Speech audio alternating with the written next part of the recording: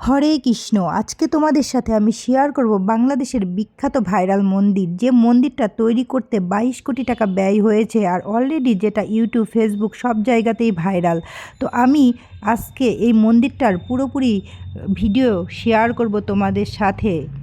যারা এই মন্দিরটাতে যাওনি তারা এই ভিডিওটা দেখলে পুরো মন্দিরটা দেখা হয়ে যাবে, এটা আমার বিশ্বাস। আর যারা যাওনি তারাও কিভাবে যেতে হয় সেটা জানতে পারবে। তো আমরা বগুড়া থেকে একটা সিএনজি ভাড়া করে নিয়েছিলাম। বগুড়া থেকে এই সিএনজিতে আমাদের 400 টাকা খরচ হয়েছিল এখানে যেতে। আর এখানে 45 মিনিটের মতো সময় লেগেছিল। আর এটা কিন্তু গাইবান্ধা জেলার পলাশবাড়ি থানার কোমরপুর গ্রামে এই মন্দিরটা অবস্থিত।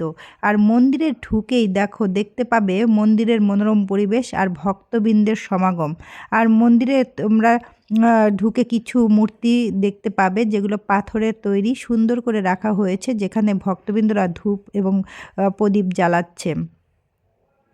তো এখানে কিন্তু আসার পর আমি একদম একদম মুগ্ধ হয়ে গিয়েছিলাম, এত ভক্তবৃন্দের সমাগম। যে বাংলাদেশের বিভিন্ন প্রান্ত থেকে এই ভক্তবৃন্দরা এসেছে এবং তারা কিন্তু সবাই ভক্তিভরে সব মূর্তি এবং সমস্ত মন্দির দর্শন করছে।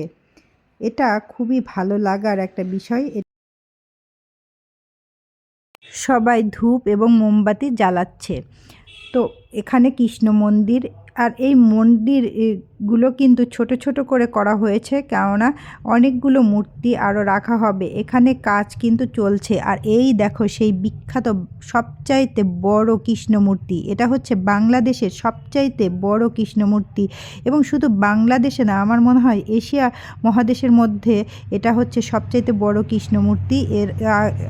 এই রকম মূর্তি আর কোথাও আছে কি না অবশ্যই কিন্তু বন্ধুরা কমেন্টে জানাবে, যদি তোমাদের জানা থাকে। আমার জানা নাই, আমি এত বড় কৃষ্ণমূর্তি দেখি নাই। আর এই সেই লাল গেঞ্জি পরা বিখ্যাত লোক যে এই মন্দিরটা প্রতিষ্ঠিত করেছে এবং পুরো নিজ খরচে সে 22 কোটি টাকা ব্যয় করে এই মন্দিরটা তৈরি করছে, যার নির্মাণ কাজ এখনও চলছে।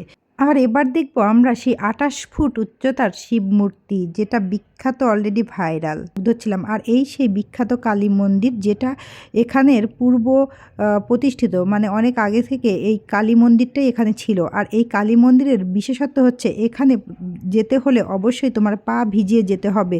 অনবরত জলধারা ঝরছে আর সেখানে সিঁড়ি দিয়ে পা ভিজিয়ে উঠতে হবে। আর তার পাশেই হচ্ছে হর হর মহাদেব এবং হর পার্বতীর মন্দির। আর এখানে হচ্ছে খাওয়ার ব্যবস্থা, এটা হচ্ছে ভিআইপিদের খাওয়ার ব্যবস্থা। এই জায়গাটাই আমার একটু খারাপ লেগেছে, কেননা ভিআইপি এবং তারা ভক্তবৃন্দর মধ্যেও তারা আবার ভাগ করেছে, ভিআইপি ভক্তবৃন্দ আর সাধারণ ভক্তবৃন্দ, যেটা আমার কাছে একটু দৃষ্টিকটু লেগেছে। মানে ভিআইপি যারা, তারা ওখানে ব্রেঞ্চে বসে খাবে, আর যারা হচ্ছে সাধারণ ভক্তবৃন্দ তারা মাটিতে বসে খাবে। তো এবং ভিআইপি ভক্তবৃন্দদের খাবার খেতে হলে তাদের জনপ্রতি 120 টাকা করে দিতে হবে।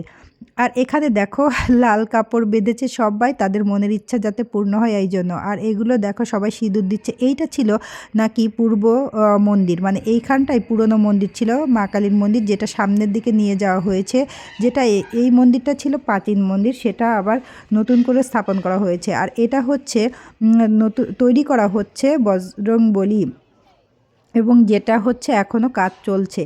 আর এইখানটায় বড় একটা মাঠের মতো, যেখানে মেলা বসেছে, অনেক দোকান তোমরা পাবে, এবং যেখানে তোমরা সবই পূজার সামগ্রী, খেলনা, খাবার দাবার এখানে পাবে, কোনো অসুবিধা নাই। এখান থেকে তো যে যার পছন্দ মতো জিনিস অবশ্যই কিনতে পারবে। পুরোপুরি এটা মেলার মতো, এবং এটা সবসময় প্রতিদিনই বসে। আর এটা হচ্ছে সাধারণ ভক্তবৃন্দের খাওয়ার ব্যবস্থা। দেখো এখানে সবাই খাবার নেওয়ার জন্য কেমন হচ্ছে জোরাজোরি বা পাড়াপাড়ি করছে, সবাই কে কার আগে খাবার নিতে পারবে। এইখানে ভাত রান্না করে রাখা হয়েছে, আর ওইখানে দেখো চুলার উপর রান্না চলছে, যেটা সারাদিনই নাকি চলতে থাকে। যত ভক্তবৃন্দ আসে সবাই এখান থেকে অবশ্যই খাবার পায়, কেউ খালি পেটে যায় না। আর এই খাবারটা নিতে হলে 40 টাকার বিনিময়ে এই খাবারটা পায় সাধারণ ভক্তবৃন্দ। তো এটা সেটাই বলছিলাম আর কি, এই জায়গাটাই আমার একটু খারাপ লেগেছে, ভিআইপি ভক্তবৃন্দ আর সাধারণ ভক্তবৃন্দ। তো ভক্তের মধ্যে তো আসলে কোনো ভাগ হয় না, ভক্ত ভক্তই হয়। তো যাই হোক, হয়তো মন্দির কমিটি বা ম্যানেজমেন্টের এটাই ভালো মনে হয়েছে। তো এটা ছিল, দেখো সবাই খাবার নিচ্ছে বলছি, এখানে প্রসাদ নিচ্ছে। মন্দিরে যেটাই খাবার সেটাই আসলে প্রসাদ। এই দেখো এখানে সবাই ভক্তবৃন্দরা বসে খাওয়া দাওয়া করছে, প্রসাদ গ্রহণ করছে। তো এটাই ছিল পুরো ব্লগ। আমি আশা করি তোমাদের পুরোটা দেখাতে পেরে